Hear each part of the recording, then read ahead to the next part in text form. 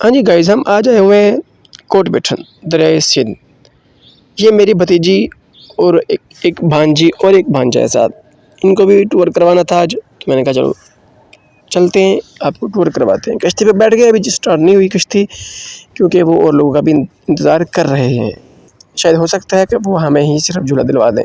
एक साथ खाली भी खड़ी हुई है कश्ती और एक उधर भी खड़ी है, और ये मज़े सुकून से बैठे हुए हैं। हेलमेट इनके पास है, चश्मे इन्होंने पहने हुए हैं, गॉगल्स वगैरह पहने हुए हैं, और कश्ती जो है निकल आई है और हम जा रहे हैं अब दरिया के दरमियान में। अब देखें कैसा फ़ील होता है।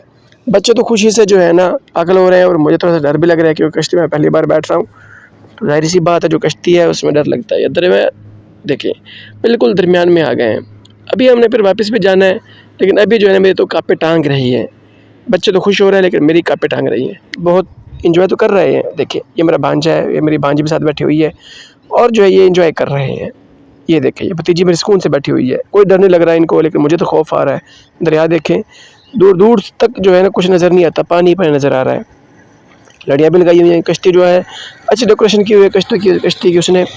और अभी जो है मामला बड़े ज़बरदस्त चल रहे हैं। अभी फिर देखिए कि पानी का कितनी तेज़ आ रहा है। ये कश्ती चलने के ही सिर्फ ऐसे चल रहा है, ऐसे कश्ती चलती है, और देखिए पानी कैसे पिछले हर जो है ना घुमा रहा है। ये बैग पड़ा हुआ है हमारा, और आगे से माशाल्लाह अच्छा खासा नज़ारा भी नज़र आ रहा है। और ये मेरे साथ भांजा खड़ा हुआ है, इसने खूब एंजॉय किया है। पानी जो है बहुत ज़्यादा था, तो इसलिए हमने फिर ड्राइवर को बोल दिया कि भाई आप पीछे ले जाओ, क्योंकि ये दरमियान में आ गया है, तो ज़्यादा दूर जाना बेहतर नहीं है, इसलिए आप वापस आ जाएँ।